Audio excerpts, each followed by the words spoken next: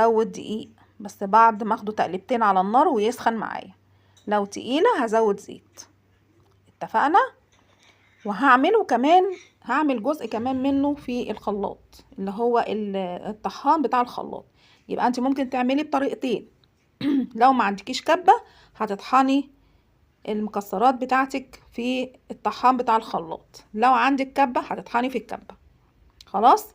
هاخد بقى الزيت بتاعي اللي هو المج دوت، واحط عليه نطرة ملح، واحط عليه معلقة سكر، واخده كده هون في الخلاط كده تقلبتين في الخلاط.